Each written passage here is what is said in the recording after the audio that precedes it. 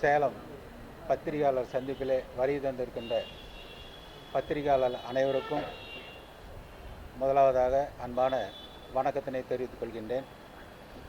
இன்றைய தினம் உங்களையெல்லாம் சந்திப்பதற்கான காரணம், கடந்த சில நாட்களாக பாட்டாளி மக்கள் கட்சியிலே சில நிகழ்வுகள் நடந்து கொண்டிருக்கின்றது. அது எங்கள் உள்கட்சியினுடைய விவகாரம். அதில் பத்திரிகையாளர் உங்கள் அனைவருக்கும் தெரியும், எங்கள் கட்சியில் இருக்கின்ற அனைத்து நிலை பொறுப்பாளர்களுக்கும் அது தெரிய வருகின்றது. ஆனால் இன்றைக்கு நான் உங்களையெல்லாம் சந்திப்பதற்கான காரணம், கடந்த 2-3 தினங்களாக சேலம் மாவட்டத்தை சேர்ந்த மேற்கு சட்டமன்ற உறுப்பினர் அருள் அவர்கள் சில உண்மைக்கு மாறாக சில தவறான தகவலை பத்திரிகை மூலியமாக பொதுமக்களையும் கட்சியினரையும் தொடர்ந்து குழப்பிக்கொண்டு ஏதேதோ பேசி மக்களையும் கட்சியினரையும் திசை திருப்பும் நோக்கோடு ஒருதலை பட்சமாக இன்றைக்கு செயல்பட்டு கொண்டிருக்கிறார்.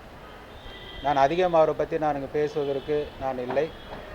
உங்களிடம் பல்வேறு கேள்விகளை பத்திரிகையால் முன்னிலையில் கேட்டு இருக்கிறார். அதற்கு அவர் என்ன கேள்வி கேட்டார் என்றால் அதுக்கான பதிலை நான் உங்களிடம் சொல்வதற்கு தயாராக இருக்கின்றேன். குறிப்பாக அவர் சொல்வது, இன்றைக்கு பத்திரிகையால் முன்பாலுமே ஐயாவும் சின்னையும் இரு கண்கள், நான் எந்த கண்ணை குத்திக்கிறது அப்படின்னு சொல்லி கேட்குறாரு, பத்திரிகையால் கேட்குறாரு.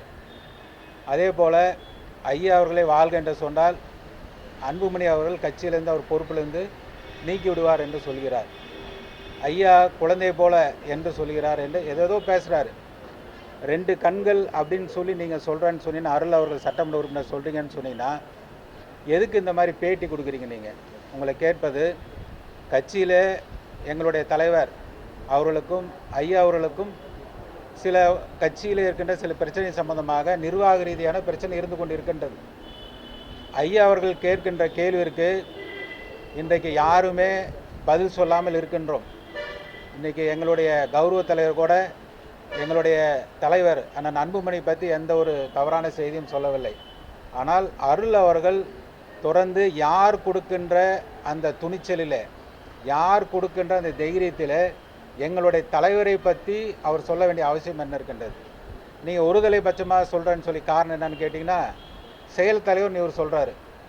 அப்போ ஐயா இன்றைக்கி ஒரு முடிவு எடுத்திருக்காரு. ஐயாவுக்கு எங்களுடைய தலைவரை பற்றி எது வேணால் பேசலாம், அவருக்கு எல்லா அதிகாரமும் இருக்கின்றது.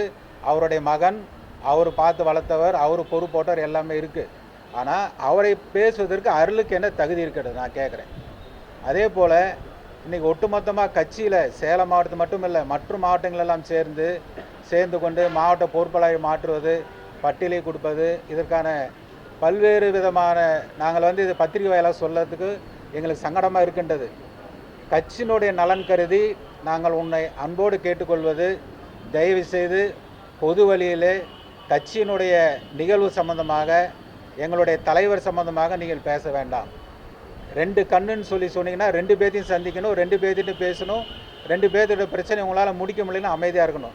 இதுதான் 2 கண்கள். இப்போ நாங்களாம் இல்லையா? 42 ஆண்டு காலம் ஐயாவோட உழைச்சி விட்டு, இன்றைக்கு 45 ஆண்டுகள் ஐயாவோட உழைத்து விட்டு இத்தனை 1000 பேர், இன்றைக்கி லட்சம் பேர் இன்றைக்கு அமைதியாக இருக்கணும். எங்களுக்கெல்லாம் பத்திரிகை பேட்டி கொடுக்க தெரியாதா? செய்தி கொடுக்க தெரியாதா? நாங்களாம் ஏன் அமைதியாக இருக்கின்றோம்? இது உட்கட்சி விஷயம், குடும்ப பிரச்சனை, பேசி சரி செய்து கொள்வோம். கட்டாயம் அதுக்கு ஒரு சூழ்நிலை வரும். ஆனால் நடுவில் இவர்கள் போன்ற சில பேர் வேண்டுமென்றே இதை சரி செய்யக்கூடாது, சரியாகிவிடக்கூடாது என்ற நோக்கத்தோடு திட்டமிட்டு செயல்படுகிறார்கள், பேசிக்கொண்டிருக்கிறார்கள். அதற்கு நிறைய உதாரணம் இருக்கின்றது. ஆகவே இந்த நேரத்தில் நாங்கள் சேலம் மாவட்டத்தில் இன்று காலையில் கூட பேசினார். அதனால தான் இன்றைக்கி நாங்கள் உன்னுடைய பேட்டிற்கு பதில் சொல்ல வேண்டிய அவசியம் எங்களுக்கு இருக்கின்றது. கட்டாயம் இது எங்கள் உள்கட்சி பிரச்சனை, எங்களுக்குள்ளே இருக்கின்ற சகோதரர்கள் நாங்கள் பேசி என்றைக்கும் ஒன்றாகிவிடுவோம். ஆனால் அதை கெடுக்கும் நோக்கத்தோடு செயல்படுகின்ற சிலர், அதில் யாருங்கிறது உங்களுக்கே தெரியும். யார் இன்றைக்கி பேசிட்டு இருக்கிறா, என்ன பேசுகிறாங்க, யார் தூண்டி பேசுகிறாங்கன்னு எங்களை கட்சியில் இருக்கிறனே தெரியும், பத்திரிகையாலும் தெரியும். சில கட்சியினுடைய நலன் கருதி நாங்கள் அந்த பேரை சொல்ல விரும்பலை, அவ்வளோதான். அதனால் இதை மீண்டும் வன்மையாக கண்டிக்கின்றோம். இன்னும் ஒரு முறை பாட்டாளி மக்கள் கட்சி தலைவரே, நீங்கள் ஐயா பற்றி எதுவும் பெருமையாக பேசுகிறது சந்தோஷம். நாங்களும் ஐயா பெருமையாக தான் பேசுவோம். ஐயா பற்றி என்றைக்குமே நாங்கள் கட்சியினுடைய நிர்வாகிகள் யாரும் ஐயாவை தவறாக பேசக்கூடாது என்பது எங்களுடைய தலைவருடைய உத்தரவு. அண்ணன் அன்புமணியுடைய உத்தரவு. நாங்கள் ஏற்கனவே ஐயா அவர்கள் கொடுத்த பேட்டி பொழுது நாங்கள் கேட்டோம், ஐயா நாங்கள் வந்து இந்த மாதிரி ஐயா அந்த மாதிரி சொல்லியிருக்காரு, அதுக்கான பதிலை நாங்கள் பாலு போன்ற மாநில பொறுப்பாளர் அதுக்கான பதிலை சொல்கிறோன்னு சொன்னோம். வேண்டாங்க, ஐயா தானே சொல்லியிருக்காரு, என்ன தானே சொல்லியிருக்காரு, சொல்லிட்டோம். அதுக்கு நம்ம பதில் சொன்னோமா தவறாகி போயிடும். மக்கள் மத்தியில் அவர் ஐயா வயதுக்கு அவர் சொல்கிறாரு, அவர் நான் புள்ள தான், அதனால் வந்து நான் எதுவும் பதில் சொல்லலைன்னா நீங்களும் யாரும் வந்து அவரை பற்றி பேசலாம் கூடாதுன்னு சொல்லியிருக்காரு. இதுவரை பத்திரிகையாளரை 25க்கும் மேற்பட்ட முறை சந்தித்திருக்கிறார் எங்களுடைய தலைவரான அன்புமணி. 11 மாவட்ட பொதுக்குழு கூட்டியிருக்கிறார். ஒருங்கிணைந்த மாவட்ட 11 மாவட்ட பொதுக்குழு கூட்டியிருக்கிறார். பல பத்திரிகையாளரை சந்திருக்கிறார். இதுவரை ஐயா அவர்களை ஒரு முறை கூட எங்களுடைய தலைவர் அண்ணன் அன்புமணி அவர்கள் தவறாக எங்கேயுமே பேசியது கிடையாது, யாரையும் பேச விட்டதும் கிடையாது. ஆகவே அருள் சட்டமன்ற உறுப்பினர் அவர்களுக்கு தெரிவித்துக் கொள்கின்றேன், இது இறுதியாக இருக்கட்டும். கட்டாயம் இன்னும் ஒரு முறை தலைவரை பற்றியோ இந்த கட்சியை பிளவுபடுத்த வகையிலோ நீங்கள் செயல்பட்டால் கட்டாயம் அதற்கான பதிலடியை சேலம் மாவட்டத்தில் தமிழ்நாட்டில் அண்ணன் அன்புமணி அவர்கள் குறைத்து கொண்டாலும் சரி, உங்களை இதுக்கு மேலே வந்து நாங்கள் பொறுத்துட்டு இருக்க முடியாது. கட்சியினுடைய நலனுக்காக தான் நாங்கள் ஒவ்வொருத்தர் காத்து கொண்டு இருக்கிறோம். அதை மட்டும் மனதில் வைத்து கொண்டு யார் சொல் பேச்சு கேட்குற மாதிரி தெரியல, நீயே சுயமாக நீங்களும் சிந்தித்து நடந்துங்க என்பது இந்த நேரத்தில் தெரிவித்துக் கொள்கின்றேன். அவ்வளோதான். பொதுக்குழு என்ன இது மாதிரி கூட்டுறீங்களே ஐயா? பொதுக்குழு கூட்டுவதுன்னா அதை சொல்லிட்டு ஐயா பொதுக்குழு கூட்டினாரா அப்போ வந்து தலைவர் வந்து பதில் சொல்லுவார். கட்டாயம் ஐயா அவர் வந்து பதில் சொல்லுவார். பொதுக்குழு ஐயா இது வரைக்கும் கூட்டலாம், அந்த மாதிரி ஐயா கூட்டுறான்னு சொன்னால் கட்டாயம் உங்களுக்கெல்லாம் தெரியும். அந்த நேரத்தில் வந்து நீங்கள் கேட்டிங்கன்னா அதுக்கான பதில் கட்டாயம் நாங்கள் கொடுப்போம்.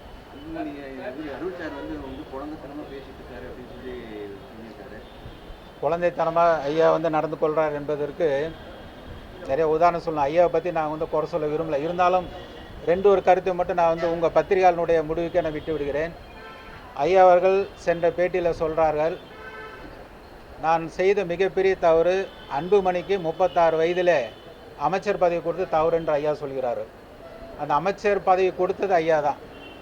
கட்சியில் முதல்ல இளைஞர் அணி தலைவர் பதவியை கொடுத்து தமிழகம் முழுவதும் பாட்டாளி மக்கள் கட்சியை ஒவ்வொரு மாவட்டத்திலையும் ஆயிரக்கணக்கான இளைஞர்களை வெள்ளைச்சீரோடிலே நடத்தி அந்த இளைஞர் அணி தலைவர் பதவியை மிக சிறப்பாக நடத்தியவர் அண்ணன் அன்புமணி அவர்கள். அதே போல் மாநில தலைவர் பதவியை கொடுத்தார். தேர்தலில் மாற்ற முன்னேற்ற அன்புமணி சேலத்தில் மிகப்பெரிய ஒரு மாநாட்டை நடத்தி முதலமைச்சர் வேட்பாளராக அறிவித்தது ஐயா தான். இதெல்லாம் பண்ணது ஐயா தான். அவரே சொல்கிறாரு 36 வயதில் அமைச்சர் பதவி கொடுத்தான்னு இப்போ சொல்கிறார். எத்தனை ஆண்டு கழித்து நீங்களே பாருங்கள், 20 ஆண்டுகள் கழித்து இன்றைக்கி 30 ஆண்டு கழித்து சொல்கிறாரு. ஏன் அப்போ சொல்லாது, ஏன் இப்போ சொல்கிறாரு? யார் சொல்லி சொல்கிறாரு? இது உங்களுக்கு கேள்வி வருதா வரலையா? அவர் 36 வயதில் இந்திய சுதந்திரம் அடைந்து இன்று வரை 36 வயதில் யாருமே கேபினட் அமைச்சராக இந்திய வரலாற்று யாரும் இல்லை, எந்த கட்சியிலும் இல்லை. இன்றைக்கு 60 வயதுக்கு மேற்பட்டவர் தான் இந்திய சுகாதாரத்துறை கேபினட் அமைச்சராக பதவியேற்றிருக்கிறார்கள். 36 வயதிலே கேபினட் அமைச்சராக பொறுப்பேற்று அவர் செய்த சாதனை என்று உலகத்துக்கே தெரியும். சேலத்தில் தமிழ்நாட்டில் எடுத்துக்கிட்டேன்னு கேட்டிங்கன்னா பாண்டிச்சேரியில் இருக்கின்ற ஜிப்மர் மருத்துவமனை 1500 கோடி ரூபாய் தன்னாட்சி நிறுவனம் கொடுத்து 1500 கோடி நிதியை ஒதுக்கி அதை இன்றைக்கு பெற்றுத்தந்தவர் அண்ணன் அன்புமணி அவர்கள். மதுரையில் எய்ம்ஸ் மருத்துவமனை அன்றே அந்த திட்டத்தை கொண்டது அண்ணன் அன்புமணி அவர்கள். சேலத்தில் சூப்பர் ஸ்பெஷாலிட்டி மருத்துவமனை கொண்டது அண்ணன் அன்புமணி அவர்கள்.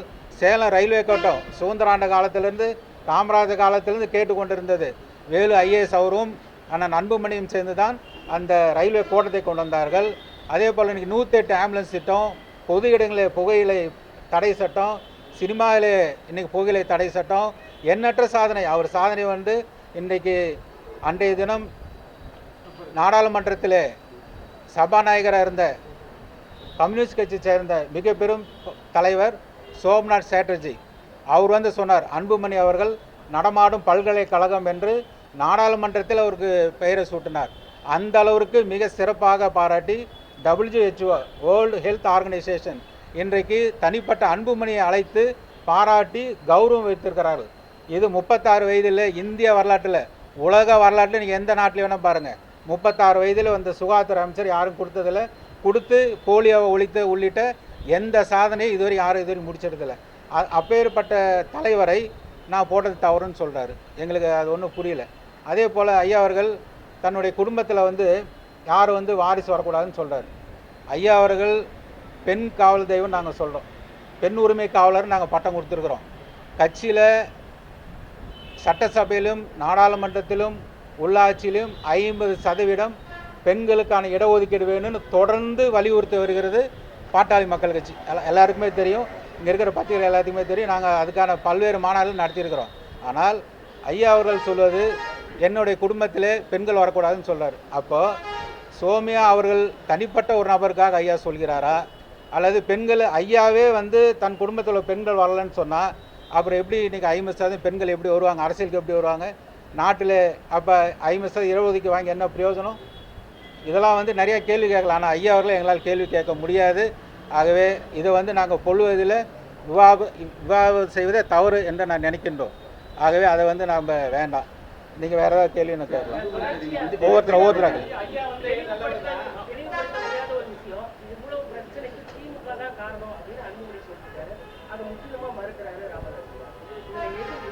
இல்லை, அது பத்திரிகையாளனுடைய யூகத்துக்கே விட்டுறோம். இப்போ அவர் சொல்கிறாருன்னு சொன்னால் ஐயா அதுக்கு என்ன சொல்லியிருக்காருன்னு, இது அப்பட்டமான போய் வடிகட்டியே போய் அப்படின்னு சொல்கிறாரு. இதுக்கு நாங்கள் என்ன பதில் சொல்லணும் எங்களுக்கு தெரியல. ஏனென்றால் இன்றைக்கி நாங்கள் சந்தேகப்படுவது சிலருடைய செயல்பாடு எங்களுக்கு அந்த மாதிரி ஒரு சந்தேகத்தை ஏற்படுத்துகிறது.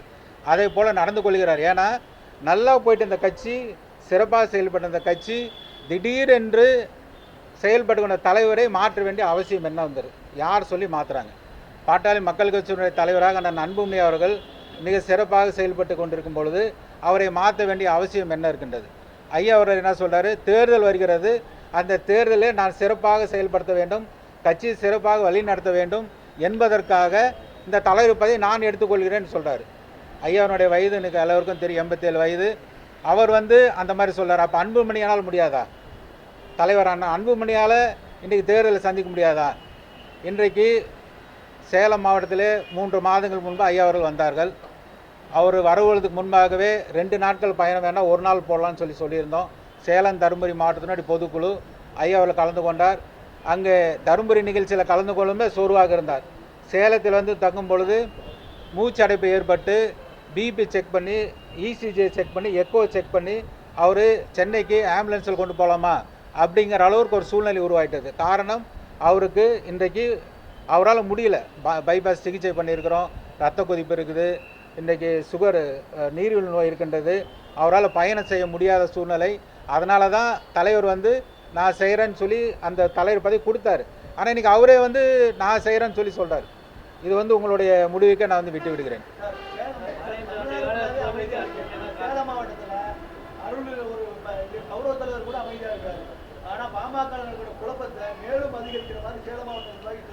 அதுதான் நாங்களும் சொல்கிறோம்.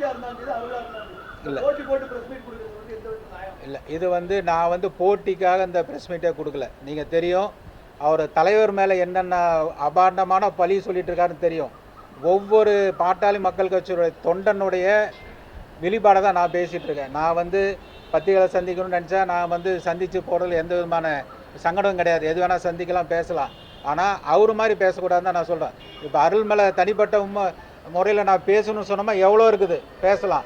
அவர் சட்டமன்றத்தில் தொகுதியில் நடந்தது போனதெல்லாம் பேசலாம். அதெல்லாம் நான் பேச தயாராக இல்லை. அது எங்கள் உள்கட்சி அது சம்மந்தமாக நான் பேசுகிறோம்.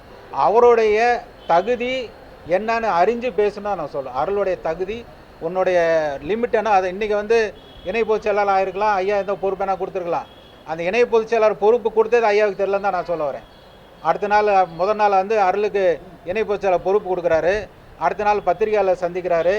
ஐயாட்ட அருள் அவர்களுக்கு பொறுப்பு கொடுத்தேன், என்னப்பா பொறுப்பு கொடுத்தேன் அப்படின்னு பின்னாடி திரும்பி கேட்குறாரு. இதெல்லாம் நீங்கள் பத்திரிகையில் பாருங்கள், லைவில் பாருங்கள். ஐயா அருளுக்கு என்ன பொறுப்பு கொடுத்தேனே தெரில. அதை தான் நாங்கள் சொல்கிறோம். யாருக்கு என்ன பொறுப்பு கொடுக்குறேன்னு ஐயாவுக்கு தெரியாது. மாநில இணை பொதுச் செயலாளருங்கிற பதவியை ஒரு சட்டமன்ற உறுப்பினருக்கு கொடுத்தது என்ன பொறுப்பு கொடுத்துன்னு ஐயாவில் நினைவில்லை. அப்புறம் எப்படி அவர் செயலாற்ற முடியும்? அப்போ அவர் யார் இயக்குறாரு, யார் எழுதி கொடுத்து படிக்கிறாரு? இந்த கேள்வி நாங்கள் கேட்கணுமா வேணாமா? 40 ஆண்டு காலம் 50 ஆண்டு காலம் ஐயாவோட உழைச்சிட்டு ஜெயிலுக்கு போய் கஷ்டப்பட்டு இந்த கட்சி உருவாக்கிட்டு இன்றைக்கி அழிக்கணும்னு சில பேர் நினைக்கிறாங்க. அதற்கு யார் துணை போகிறது சொல்கிறாங்க? இதுதான் எங்களுடைய ஆதங்கம். இதை தான் நாங்கள் கேட்குறோம். கட்சியிலேருந்து அச்சுறுத்தலை வேறு ஏதாவது தவறு பண்ணியிருந்தால் அதுக்கான அச்சுறுத்தல் நாங்கள் காவல்துறை தான் பார்த்துக்கோம். பாட்டாளி மக்கள் கட்சியால் அவருக்கு எந்த அச்சுறுத்தல் இல்லை. அவர் வேறு நிறைய நல்ல காரியங்களாக பண்ணியிருக்கலாம். அதனால் அவர் அச்சுறுத்தல் இருக்கும். அது காவல்துறையில் போய் உரிய பாதுகாப்பு கேட்டு ஒரு பாதுகாப்பு வாங்கிட்டோம். நாங்கள் ஐயா சார்பாக சொல்லிக்கிறோம், சின்ன எங்களுடைய தலைவர் சார்பாக சொல்லிக்கிறோம், அருளை நாங்கள் எந்த விதத்தில் நாங்கள் கேவலப்படுத்த மாட்டோம். ஏன்னா பாட்டாளி மக்கள் சட்டமன்ற உறுப்பினர் இருக்கிற வரைக்கும், இந்த கட்சியிலன்னு ஒரு வருஷம் உறுப்பினராக இருக்கிறாரு, அந்த உறுப்பினராக இருக்கிற வரைக்கும் அவருக்கு உண்டான மரியாதை நாங்கள் கொடுப்போம். ஆனால் அந்த மரியாதையை காப்பாற்றிக் கொள்ள வேண்டியது அவருடைய கடமை. அதை விட்டுட்டு பதிவு போடுறது, தவறான பதிவு போடுறது, ஊடக பேரை பற்றி தவறான பதிவு போடுறது, அதெல்லாம் பத்திரிகையில் சொல்ல முடியாத அளவுக்கு வார்த்தைகள், மிக கடுமையான வார்த்தைகள். ஒரு சட்டமன்ற உறுப்பினர், பொதுமக்களால் தேர்ந்தெடுக்கப்பட்ட ஒரு சட்டமன்ற உறுப்பினர் இதை போல் ஒரு கேவலமான ஒரு பதிவுகளை போட்டு தவறு. அது அந்த மாதிரி தான் சொல்கிறோம், வேற ஒன்றும் இல்லை.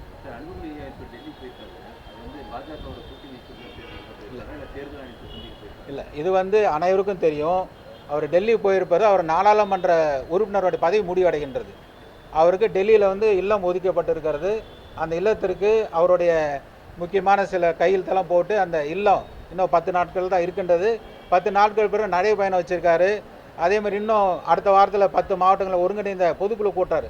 அவருக்கு நேரின்மை காரணமாக நாடாளுமன்ற உறுப்பினருடைய பதவி முடிகிறனாலே அலுவலர் வேலையாக அவர் டெல்லி சென்றிருக்கிறார். நாளை மாலை வந்து விடுவார். இப்போ கூட்டணி பற்றி பேசுகிறது எதுவுமே இல்லை. பாரதிய ஜனதா எந்த கூட்டணியும் இப்போ அங்கே போய் பேச வேண்டியதில்லை.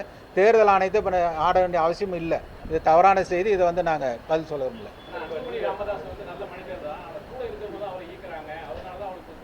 என்ன இயக்குறாங்க? கார்த்திகை சொல்கிறேன், நான் என்ன இயக்குறோம்? அவர் என்ன தவறான ஏதாவது இது வரைக்கும் ஐயா பற்றியோ இல்லை யாரையாவது தனிப்பட்ட நபரை பற்றியோ இது வரைக்கும் அண்ணன் அன்புமணி அவர் எங்களுடைய தலைவர் யாரையாவது தவறாக சொல்லியிருக்காரா? அவர் தவறாக ஏதாவது சொன்னான்னு சொல்ல வழி நடத்தணும்னு சொல்கிறோம். ஆனால் இன்றைக்கு ஐயாவை நாங்கள் சொல்கிறோன்னு சொன்னால் நீங்கள் பத்திரிகையில் பார்த்துட்டு இருக்கிறீங்க. நேற்று அருள் சொல்கிறாரு, ஐயாவே அட பாவிங்களா, யாரோ நீங்கள் தான் பத்திரிகை யாரும் கேட்டிங்கன்னு சொல்கிறாரு. யார் கேட்டிங்கன்னு தெரில. யாரோ ஒரு பத்திரிகையாளர் கேட்டாராம், அட பாவிங்களா, எங்கள் ஐயாவை 2 ஆண்டா வீட்டில் கருணை கொலை பண்ணுறீங்க. அது யாருன்னு தெரில. அவர் நம்பர் கொடுத்து நானே பேசி பார்க்குறேன். கருணை கொலைன்னா என்னன்னு தெரியல. எதுக்கு அந்த வார்த்தையை பயன்படுத்துகிறாங்க? என்ன நோக்கம்? என்ன நோக்கத்தில் அந்த கேள்வி கேட்குறீங்க? கருணை கொலைங்கிற வார்த்தை எதுக்கு வருது? 2 ஆண்டவர் ஐயா வெளியே போல என்னுடைய குடும்ப நிகழ்ச்சி, என்னுடைய மகன் திருமணத்திற்கு ஐயா குடும்பத்தோடு வந்துட்டு போனார் கல்யாணத்துக்கு. 2 ஆண்டுக்கு முன்னாடி 2 ஆளுக்கு உள்ளதாக இருக்கும். தருமபுரி நிகழ்ச்சியில் கலந்துக்கிறாரு. வாரம் கண்டா வியாழக்கிழமை பத்திரிகையாளர் செஞ்சுட்டு இருக்கிறாரு. யார் அவரை வீட்டு விட்டு வெளியே போன யார் சொன்னாங்க? மருத்துவமனைக்கு போகிறாரு, உடல் ரீதியாக செக்அப் பண்ணிட்டு இருக்கிறாரு. டெய்லி ஆயிரக்கணக்கான 100கணக்கான மாதந்தோறும் செஞ்சுட்டே தான் இருக்கிறாங்க. காலை 10 மணிலேருந்து மாலை வரை செஞ்சுட்டு தான் இருக்கிறாங்க. அவரை போய் கருணை கொலை செய்யுங்கிற வார்த்தை அருளுடைய வாயிலிருந்து வந்ததுனோட நோக்கம் என்ன? என்ன திட்டம் போட்டுட்டு இருக்கிறீங்க? நான் தான் கேள்வி கேட்குறேன். இந்த வார்த்தை எதுக்கு வரணும்? நாங்கள் சொல்கிறோம், தலைவர் சொல்கிறாரு ஐயாவுடைய உடல்நிலை சரியில்லை, அவருக்கு இதய அறுவை சிகிச்சை செய்திருக்காங்க, சுகர் பேஷண்ட்டாக இருக்கார். அன்புமணி பேரை சொன்னாவே எனக்கு என்ன ஆகுதுன்றாரு, பிபி ஏறுதுங்கிறாரு. அப்போ எந்த அளவுக்கு நீங்கள் அந்த கூட இருக்கிற நீங்கள் சதி செய்கிறீங்க? கூட இருந்துட்டு எவ்வளோ நீங்கள் அவரை மன வேதனைப்படுத்துறீங்க? அதை தானே சொல்கிறேன். தவிர்க்கலாம்ல. 2 கண்ணுன்னு சொல்கிறேன், எந்த கண்ணை குத்திக்கிறதுன்னு கேட்குறீங்க. அமைதியாக இருங்களேன். உங்களை யார் அங்கே போய் பேட்டி கொடுக்க சொன்னால்?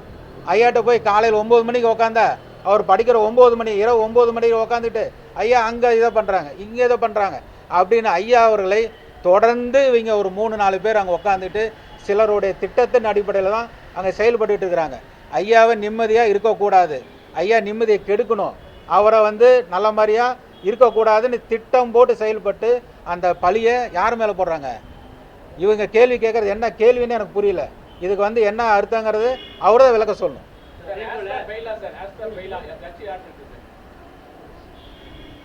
இது தமிழ்நாட்டில் இருக்கின்ற இல்லை இந்தியாவில் இருக்கின்ற நம்முடைய அரசியல் சட்ட அமைப்பு பிரகாரம் பாட்டாளி மக்கள் கட்சியினுடைய தீரன் அவர்கள் 89 கட்சி துவங்கும் பொழுது தலைவராக அவர் பொறுப்பேற்றிருக்கும் பொழுது கட்சியினுடைய தலைவர் தான் கூட்டத்தை தலைமை தாங்கி நடத்த வேண்டும். பாட்டாளி மக்கள் கட்சியினுடைய பொதுச் செயலாளர் கூட்டத்தை பொதுக்குழு கூட்ட அதிகாரம் பொதுச் செயலாளருக்கு தலைமையில் நடத்தணும். தலைவருடைய தலைமையில் தேர்தல் ஆணையத்திலே ஏ ஃபார்ம் பி ஃபார்ம் உள்ளிட்ட சின்னங்கள் உள்ளிட்ட நியமன பொறுப்பு பாட்டாளி மக்கள் கட்சியினுடைய அனைத்து நிலை பொறுப்பாளர்களும் நியமனத்திற்கான அதிகாரம் முழு அதிகாரம் பாட்டாளி மக்கள் கட்சியினுடைய தலைவருக்கு தான். ஏனென்றால் இதற்கு முன்னாடி ஆரம்ப காலத்தில் தீரன் இருந்தார். அனைத்து நிலை பொறுப்பாளர் கடிதத்தை எடுத்து பாருங்கள், தீரனுடைய கையில் தான் இருக்கும். அதுக்கப்புறம் ஜிகேமணி கௌரவ தலைவர் வந்தார். 22 ஆண்டு காலம். அந்த 22 ஆண்டு காலம் நியமன கடிதம் அனைத்திலும் ஜிகேமணி தலைவருடைய பேர் தான் இருக்கும். இவர் தலைவராக 3 ஆண்டுக்கு முன்னே பொறுப்பேற்றார். அந்த 3 ஆண்டு பொறுப்பேற்ற பிறகு 3 மாதங்கள் மட்டும்தான் அன்புமணியோட கையெழுத்து இருக்கும். அந்த 3 மாதங்களுக்கு பிறகு இன்று வரை நிறுவனுடைய கையெழுத்து தான் இருக்கும். இது ஏற்கனவே நாங்கள் சொல்லிட்டோம், ஐயா இது தவறு, நிறுவனருக்கு அந்த தலைவர் ஒரு நியமனத்திற்கான கடிதம் கொடுக்கறதுக்கு அதிகாரம் கிடையாது. நான் சொல்ல முடியாது. ஐயாவுக்கு எல்லா அதிகாரம் இருக்குது. தலைவர் அவர் தான் போடுறாரு, தலைவர் அவர் தான் நியமனம் பண்ணுறார். ஆனால் தேர்தல் ஆணையத்தில் தலைவர் யார் கடிதம் கொடுக்குறாரு அதுதான் செல்லும். இன்றைக்கி தேர்தல் ஆணையத்தில் போய் சின்ன வேணும், இடைத்தேர்தல் ஆகட்டும் எந்த தேர்தல் ஆகட்டும், நிறுவனருக்கு அந்த அதிகாரம் கிடையாது. மாநில தலைவர் தான் அது இன்றைக்கு அன்புமணி அவர்கள் இருப்பதில்லை, பேராசிரியர் தீரன் இருக்கிறதுலேருந்து ஜி.கே. மணி இருக்கிறதுலேருந்து இன்று வரை பாட்டாளி மகிழ்ச்சி துவங்கியதிலிருந்து தலைவருக்கான அதிகாரம் தான் அது. அதனால் அந்த அதிகாரம் தலைவர் தான் இருக்கிறது. அவர் தலைவராக பொறுப்பேற்ற 3 ஆண்டு தான் ஆகுது. அதனால தான் சொல்கிறேன், அவர் எழுதி கொடுத்த வசனத்தை பேசுகிறார். தலைவராக அவர் பொறுப்பேற்ற 3 ஆண்டு தான் ஆகுது தலைவர். அது தலைவர் கௌரவ தலைவர் தான் போய் கேட்கணும், ஐயாட்ட தான் கேட்கணும். ஏன்னா நாங்கள் சொல்கிறது தலைவராக அவருக்கு சுதந்திரம் கொடுத்தது எப்போ? தலைவர் பதவி கொடுத்து 3 ஆண்டு தான் ஆகுது. அந்த 3 ஆண்டில் தான் நம்ம கேள்வி கேட்கணுமே தவிர கட்சி ஆரம்பத்திலேருந்து அவர் கிடையாது. அவர் இல்லையே, அவர் அமைச்சராக 5 ஆண்டு காலம் இருந்தார், இளநணி பொறுப்பில் இருந்தார், மற்ற பொறுப்பில் அவர் செயல்பட்டார். அவர் கையில் தலைவர் கொடுத்தது 3 ஆண்டு. அந்த 3 ஆண்டு அவரோட செயல்பாடு தான் கேட்கணும், அதில் தான் அவர் பதில் சொல்லுவார். மற்றபடி அவர் தலைவர் சொல்கிறது எந்த விதத்தில் நியாயம் இல்லை.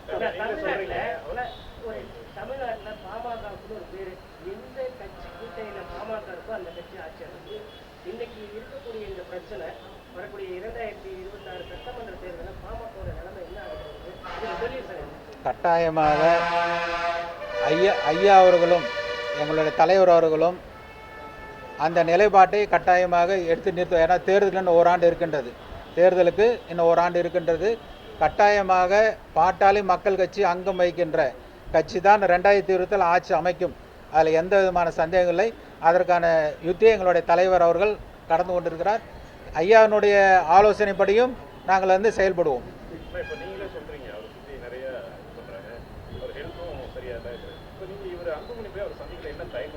அவர் தான் என்ன பார்த்தா பிபி இருந்தாரு. சொல்லுங்க சொல்லுங்க சொல்லுங்க சொல்லுங்க. என்ன இருந்தாலுமே நீங்களே சொல்றீங்க அவருக்கு சிம்பிளா நடக்குது. என்ன இருந்தாலும் அவரோட மகனாவும் சரி கட்சி தலைவரும் சரி ஒரு தடவை 2 தடவை மறுத்தா கூட அவரை போய் சந்திச்சு நீங்க அவங்க 2 பேசிட்டாங்க பிரச்சனை 2 பக்கமும் சொல்றீங்க. நீங்களும் சொல்றீங்க அவங்களும் சொல்றாங்க. சந்திக்கிறதுல என்ன தயக்கம் இவருக்கு அன்புமணிக்கு? இதை பத்திரிகையில் சொல்லக்கூடாது, இருந்தாலும் இன்றைக்கு இருக்கின்ற சூழ்நிலையினால் இந்த பதிலை நான் சொல்ல வேண்டிய சூழ்நிலையில் இருக்கின்றேன். பொதுக்குழுவு பிறகு நாங்களும் மருத்துவர் அன்புமணி அவர்களும் அவரோடு நாங்கள் 4-5 பேர் போய் சந்தித்து ஐயா அவர்களும் கலந்து பேசியிருக்கின்றோம். ஆனால் அவர் சைட்லேருந்து எந்த ஒரு ரியாக்ஷனும் இருக்கிறதில்ல. இப்போ நாம் போய் பேசுகிறோன்னு சொன்னால் அவங்ககிட்ட நான் பேசுகிறேன்னு வச்சுங்க, இப்போ நான் தொலைக்காட்சி முன்னாடி நான் 1 மணி நேரம் நான் பேசிட்டே இருக்கிறேன்னு வச்சுங்க, எதாவது பிரயோஜனம் உண்டா? இன்னைக்கு கேள்வி கேட்குறீங்க, நான் பதில் சொல்கிறேன், நானே பேசிட்டு இருந்தால் என்ன பிரயோஜனம்? அது அங்கே அந்த அந்த அவரை கேட்கின்ற எந்த ஒரு சூழ்நிலை ஐயா அவர்கள் இல்லை.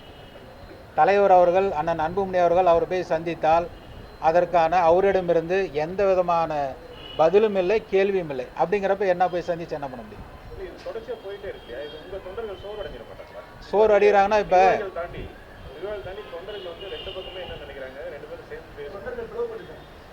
தொண்டர் பிளவுபடல, அதாவது பிளவுபடலைன்னா இப்போ இந்த 108 மாவட்ட செயலாளர் தலைவர் மட்டும் நான் சொல்லலை, 108 மாவட்ட தலைவர் செயலாளர், 2 சட்டமன்ற உறுப்பினர், முன்னாள் சட்டமன்ற உறுப்பினர், 4 பேரை தவிர 104 பேர், 105 மாவட்ட தலைவர்களும், 105 மாவட்ட தலைவர், 104 மாவட்ட செயலாளர்கள் இன்றைக்கு கட்சியினுடைய தலைவர் பின்னால் தான் இருக்கிறார்கள். அந்த 108 பேர்த்து நியமனம் செய்த யார்? ஐயா தான் பண்ணார், நிறுவனர் தான் பண்ணார். ஒரே ஒரு தலைவர் செயலாளர் கூட பாட்டாளி மகிழ்ச்சியோட தலைவர் நியமனம் பண்ணல. அந்த 108 பேரும் இவர் ஃபோன் பண்ணி சொல்லி வரலன்னு சொல்கிறாரு. ஐயா அவர்கள் என்ன சொல்கிறாரு? அன்புமணி ஃபோன் பண்ணி சொன்னதுனால வரலன்னு சொல்கிறாரு. அதுக்கப்புறம் நீங்கள் ஃபோன் பண்ணி வர சொல்லியிருக்கலாமே, ஏன் வரல? இப்போ அவர் போடுற நோக்கம் என்னன்னு எங்களுக்கு தெரியும். எதற்காக இப்போ போட்டியாக இந்த கட்சியிலேருந்து ஒதுக்கப்பட்டவர்கள், நீக்கப்பட்டவர்கள், கட்சியிலேருந்து ஒழுங்கு நடை எடுக்கப்பட்டவர்கள்லாம் இன்றைக்கு பொறுப்பை வழங்குகிறார்கள். யார்? நான் தான் சொல்கிறேனே, அருளுக்கே என்ன பொறுப்பு கொடுத்தேன்னு தெரியல கேட்குறாருங்க. ஒரே நாளில் 1 மாதத்தில் காலையில் கொடுக்குறாரு, அடுத்த நாள் காலையில் பத்திரிகையில் என்ன பொறுப்பு அருள் கொடுத்தேன்னு கேட்குறாருன்னா, எந்த மாவட்டத்தில் யார் மாவட்ட செயலாளர்னு நீங்கள் கேளுங்க. ஐயா ஒரு சின்ன ஒரு குறிப்பு இல்லாமல் அவர் சொல்லிட்டோம். இன்றைக்கி சேலம் தமிழ்நாட்டில் இருக்கின்ற 108 மாவட்ட தலைவர் செயலாளர் பட்டியலை ஆனால் அன்புமணியரை கேளுங்க, அவரால் சொல்ல முடியும். தலைவர் நான் வந்து எங்களுடைய நிறுவனரை குறை சொல்லவில்லை, அதனுடைய காரணமாக சொல்கிறார். அதனால தானே சொல்கிறோம், இப்போ அவரை சேலம் மாவட்டத்தில் 5 பேர்த்த போட்டுக்கிறாங்க. அவரை ஒரு குறிப்பு இல்லாமல் யாரும் சொல்லாமல் அந்த 5 பேர் யார் தலைவர் செயலாளர் அவர் சொல்லிட்டோம். அப்போ யாருன்னே தெரியாமல் பொறுப்பு போடுறாருன்னா அவங்களோட செயல்பாடு எப்படி இருக்கும்? இப்போ இந்த 108 மாவட்ட செயலர் இன்றைக்கி நேற்று போடல, ஐயா அவர்கள் போட்டு 4-5 ஆண்டு காலமாக தொடர்ந்து கட்சிக்காக அவர்கள் கீழே இருக்கிற ஒன்றிய செயலாளர்கள், பேரூர், நகர, மாவட்ட, மண்டல பொறுப்பாளர் எல்லாருமே அவர் கீழே இருக்கிறாங்க. அப்போ அவங்க நிலைப்பாடு அதே தானே. இன்றைக்கி நீங்கள் ஒவ்வொரு மாவட்டத்தில், சேலம் மாவட்டத்தில் பொதுக்குழு பார்த்தீங்க, இன்றைக்கி எல்லா விதமான பொறுப்பாளரும் இன்றைக்கி பொதுக்குழு கூட்டி பயலால் வந்து நாங்கள் கையெழுத்து வாங்கியிருக்கோம். அத்தனை பொறுப்பாளரும் கலந்துட்டாங்க. இப்போ போகிறது எல்லாமே கட்சியிலிருந்து நடவடிக்கை எடுக்கப்பட்டவர்களுக்கும் கட்சியில் ஒதுங்கி இருப்பவர்களுக்கும் புதிதாக சில பேர் வந்தவர்களுக்கும் பதவி வழங்கி கொண்டிருக்கிறார். இது எதற்காக என்றால் அது உங்களுக்கு பின்னாடி தெரியும். எதற்காக அந்த மாதிரி 108 மாவட்ட பொறுப்பாளர் போட போகிறாங்க, ஒன்றிய பொறுப்பாளர் போட போகிறாங்க அப்படிங்கிறத விரைவில் எல்லாத்துக்கும் தெரியும்.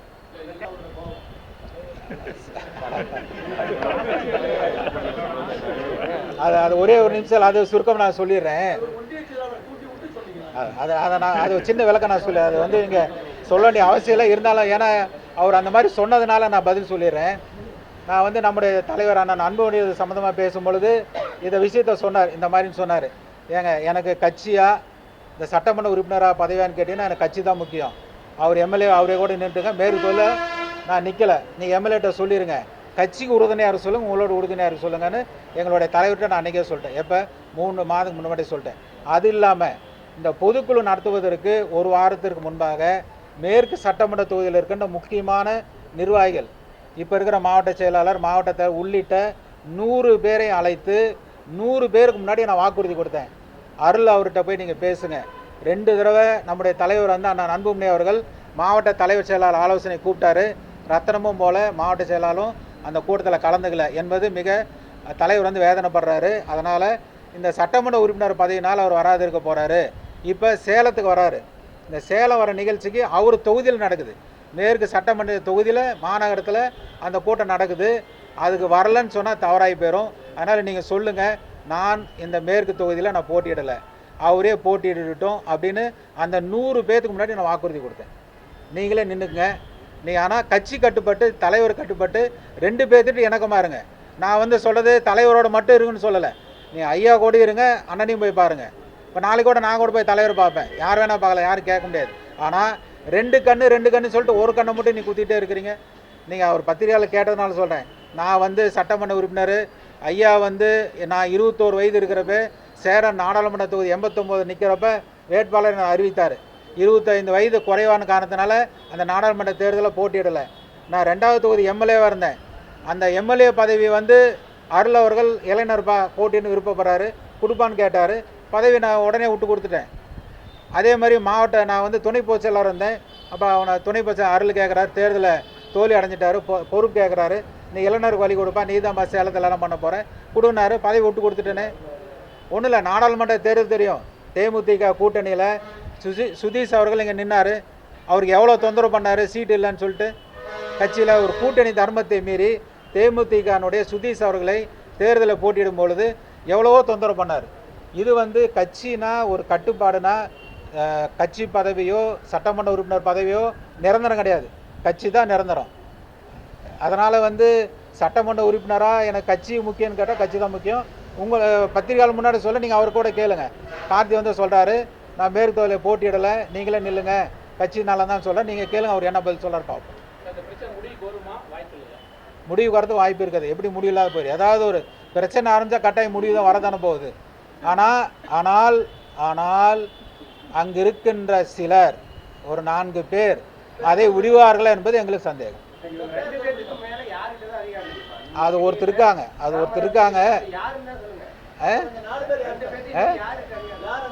அது உங்களுக்கு விரைவில் தெரிய வரும். 4 பேர்த்துக்கு ஒருத்தர் இருக்காங்க, அவங்க யாரும் தெரியும், அதுதான் தெரிய வரும், நிர்வாகிகள் தெரிய வரும்.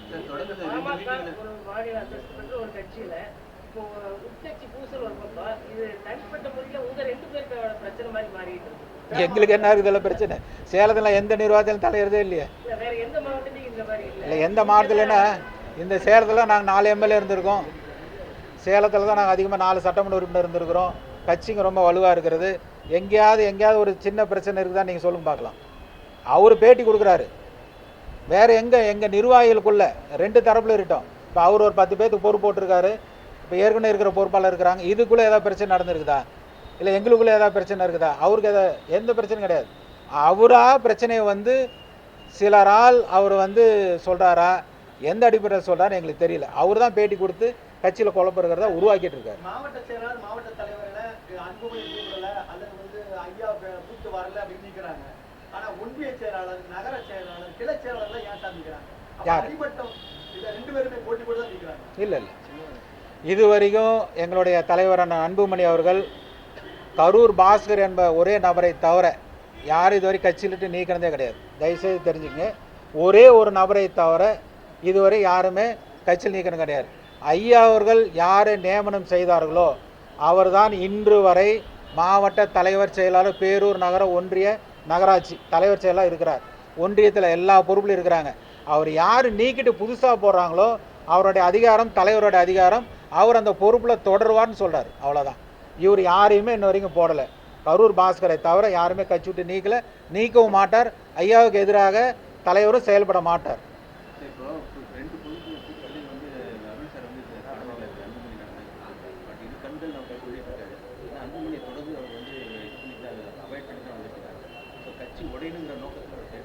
அதுதான் அவரோட நோக்கம். அதான் சொல்கிறார். 2 கண்ணுன்னு சொல்கிறார். ஆனால் ஒரு கண்ணில் சுண்ணாம்பு வைக்கிறார், இன்னொரு கண்ணில் இது வைக்கிற மாதிரி அவர் செயல்படுறாரு. அது அவருடைய மனசாட்சிக்கே விடுறோம். அது எதனால், எதுக்காக, யாருக்காக இப்படி பண்ணுறாருங்கிறது அவர் தான் பதில் சொல்லணும். நாங்கள் வந்து அதை வந்து சொல்கிற மனம் வந்து சரியா இல்லை. ஏன்னா ஒவ்வொரு தொண்டனும் இன்றைக்கி வந்து மனவேதனையில் இருக்கின்றோம். இவ்வளோ தியாகம் செஞ்சு இந்த வளைச்சி 100கணக்கான பேர், அதாவது காவல்துறையில் 21 உயிர் பலி கொடுத்தது என்பது ஒரே நாள் சாலை மறியல் உயிர் மட்டும் இல்லை. ஒவ்வொரு மாநாட்டுக்கு வந்து 8 பேர் 7 பேர் இறந்தது, பொதுக்கூட்டு வந்து இறந்தது. இந்த மாதிரி 100கணக்கான பாட்டாளி மக்கள் கட்சி வன்னியர் சங்கத்தினுடைய சொந்தங்கள் எங்களுடைய உயிரை தியாகம் செய்து வளர்த்த இயக்கம் இந்த இயக்கம். தமிழ்நாட்டிலே 3வது பெரிய கட்சி பாட்டாளி மக்கள் கட்சி. அண்ணா திமுக, திமுக அடுத்தது பாட்டாளி மக்கள் கட்சி தான். இன்றைக்கு எங்களுடைய ஐயா அவர்களும் தலைவர் அவர்களும் இணைந்து நடத்திய பொழுது இந்த கட்சிக்கு என்ப வரலாறு நிறையா இருக்குது. அதெல்லாம் இன்றைக்கு சீர்குலைக்க சிலரால் அது வந்து நடத்தப்பட்டிருக்கிறது எங்களுடைய எண்ணம், எங்களுடைய நிலைப்பாடு. பாட்டாளி மக்கள் கட்சி ஒன்றிணைந்து இருக்கும்போது கிட்டத்தட்ட தொடர் தோல்விகளை சந்திச்சு வருது. இப்போ வந்து கட்சி வந்து பிளவுபட்டு இந்த நேரத்தில் வரப்பட்ட 2026 தேர்தலில் பாமக-இடம் பெறக்கூடிய கூட்டணி தான் வெற்றி பெறும் அப்படின்னு சொல்றீங்க. அது சாத்தியமா? எங்கள் கட்சி மேலே இருக்கின்ற எங்களோட நம்பிக்கை வெற்றி தோல்வி. இப்போ திமுக எத்தனை தடவை வெற்றி பெற்றிருக்காங்க, முதலமைச்சராக எத்தனை தடவை தோற்றுருக்காங்க. அண்ணா திமுக நிலைமை என்ன? தொடர்ந்து அவங்கள ஜெயிச்சாங்க. ஜெயலலிதாவே சட்டமன்ற உறுப்பினர் நின்று தோற்றுருக்குறாங்க, கலைஞரே தோற்றுருக்கிறாரு, அறிவித்தாங்க. அப்புறம் வெற்றி தோல்வி என்பது தமிழ்நாட்டில் இயற்கை தான். அது ஒன்றும் பெரிய தோல்விங்கிறத சொல்ல முடியாது. 21 சட்டமன்ற உறுப்பினர் இருந்திருக்கிறோம், 7 நாடாளுமன்ற உறுப்பினர் ஜெயிச்சிருக்கிறோம், 2 மத்திய அமைச்சர்கள், இதுவரை 5 மத்திய அமைச்சர்கள் நடந்திருக்கிறோம். அதேமாதிரி அதிமுக இன்றைக்கி தொடர்ந்து இப்போ நாடாளுமன்ற தேர்தலில் நம்ம தமிழ்நாட்டிலேருந்து 39 நாடாளுமன்ற திமுக போயிருக்கிறோம். 10 ஆண்டு போயிருக்குது. என்ன பிரயோஜனம்? தோல்வி தானே. இன்றைக்கி அவங்க போய் மத்தியில் இன்றைக்கி ஆள் இல்லையே.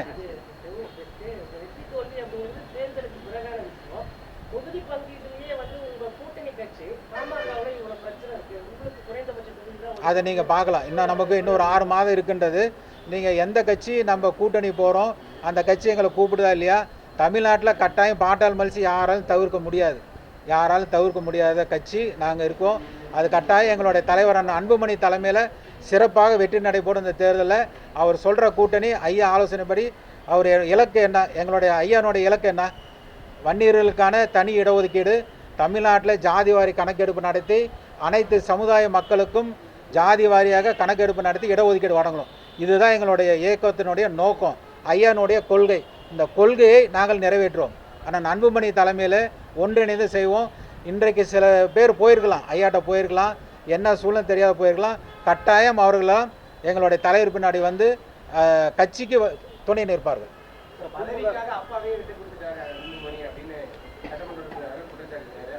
எந்த பதவி விட்டு கொடுத்துட்டாரோ புரியல. அதாவது இன்னொன்று சொல்கிறோம். ஐயா அவர்கள் மனதார அந்த தலைவர் பதவி வேணும்னு ஆசைப்பட்டிருந்தாருன்னா அருள் நேற்று தான் இன்னைக்கு கூட சொன்னார், ஐஜிஐ டிஏஜிஐ இன்ஸ்பெக்டர் ஆகிறாங்கிற கதையாக சொல்கிறாரு. மொத்தம் 32 அமைப்பை எங்களோட ஐயா அவர்கள் நிறுவியிருக்கிறார். அதில் பாட்டாளி மகிழ்ச்சி உண்டு. அதனுடைய நிறுவனர் ஐயா அவர் வந்து இப்போ தலைவர் ஆகணுங்கிறது ஐஜியிலேருந்து அது கீழே வர மாதிரி. அவருக்கு வந்து அந்த தலைவரை நியமனம் செய்த அதிகாரம் அவருக்கு தான். இப்போ போய் நான் தலைவர் அப்படின்னு சொல்கிறது தான் அதனுடைய நோக்கம். அவர் தலைவர் ஆகணுங்கிறது அல்ல, இவரை தலைவர் பதவியில் எடுக்கணுங்கிறது தான். மருத்துவர் அன்புமணி அவர்களை அந்த தலைவர் பதவியிலிருந்து எடுக்க வேண்டும், நீக்க வேண்டும் என்பதற்காக தான் அதை வந்து பண்ணார். வேற ஒன்றும் நோக்கம் இல்லை. அதாவது தொடக்கமே கொலைகாரன் கொள்ளைக்காரன் இழந்த பணம் வைக்கிறவங்களுக்கெல்லாம் பொறுப்பு கொடுத்துட்டாங்க அப்படின்னு ஒரு கடுமையான விமர்சனத்தை அன்புமணி சொல்லியிருக்கிறாரு. அதை தான் செய்தியாளர் சந்தித்து தொடங்குறாரு. அந்த விமர்சனம் எதற்கு? இப்போ ஒன்றும் இல்லை, கரூர் பாஸ்கர் நான் சொன்னேன், ஐயா வந்து 15 மாவட்டத்திற்கு வந்து அவரை வந்து பொறுப்பாளராக போட்டிருக்காரு. 15 மாவட்டத்துக்கு பொறுப்பாளராக போட்டிருக்காரு. அவர் மேலே கொலை வழக்கு இருக்குது, கொலை முயற்சி வழக்கு இருக்குது. அதை இன்னைக்கு போடப்பட்டது, கொலை முயற்சி வழக்கு போடப்பட்டது. அது கோர்ட்டில் செஞ்சிச்சார், அது இதெல்லாம் பண்ணிக்கார். அதனால் இழந்த பழம் விற்கிறது வந்து யாரும் தப்பாக சொல்ல முடியாது. இப்போ அந்த விவசாயி கூட்ட மாவட்டத்தில் பொறுப்பு போட்டான்னு சொன்னால் அது என்ன தவறுன்னு தெரில, எங்களுக்கு ஒன்றும் தவறுன்னு தெரில. இழந்த பழம் விற்கிறீங்க, கட்சியில் இழந்த பழம் ரோட்டில் இழந்த பழம் விற்றவங்களுக்கு கட்சியில் பொறுப்பு கொடுத்துருக்கான்னு சொன்னது வந்து என்ன தவறு? அது ஒன்றும் தவறு இல்லை. அதாவது விமர்சனம் என்பது, இப்போ அந்த இழந்த பழம் விற்கிறேன் கூப்பிட்டு அந்த கட்சியில் பொறுப்பு கொடுத்தீங்கன்னு சொன்னீங்கன்னா எந்த கிளையில் எவ்வளோ உறுப்பினர் இருக்கிறான், கட்சியில் என்ன கட்சியினுடைய நடைமுறை என்ன, அடிப்படை என்ன அப்படிங்கிறவங்களுக்கு தெரியுமா? இழந்த பழம் எவ்வளோ கிலோவுக்கு போகும், எந்த காட்டில் போய் விளையுது, வாங்கிட்டு வந்தால் அது விற்கலாம், எவ்வளோக்கு வாங்கலாம் விற்கலான்னு இழந்த பழக்காரர் தெரியும். கட்சி பொறுப்பு அவர் கொண்டு போய் கொடுத்தீங்கன்னா எந்த கிளையில் எப்படி பண்ணணும், பூத்து எப்படி அமைக்கணும், தேர்தல் பொறுப்பாளர் எப்படி போடுவாங்கிறது அந்த இழந்த பழம் விற்கிறவங்க எப்படி தெரியும்? அதனால் அந்த மாதிரி உதாரணம் சொன்னாரே தவிர யாரையும் வந்து கொச்சப்படுத்தணும்னு எங்களை தலைவர்கள் இல்லை. அதில் வந்து எந்தமான இல்லை. சில பேர்த்துக்கு பொறுப்பு கொடுத்துருக்காரு, எங்களுக்கு ஆதாரம் இருக்கின்றது. அவர் சொன்ன குற்றச்சாட்டுக்கு இருக்கிறது தான் சொல்லியிருக்கோம். உங்களுக்கு தனியாகவே நாங்கள் கொடுக்குறோம், பத்திரிகையாளர் கொடுக்குறோம். ஐயா அவர்கள் போட்ட சில பொறுப்பாளர்கள் அவர் சொன்ன வழக்கில் 100க்கு 100 சம்மந்தப்பட்டவர்கள் இருக்கிறார்கள். அதனால தான் அதை சொல்லியிருக்காரு.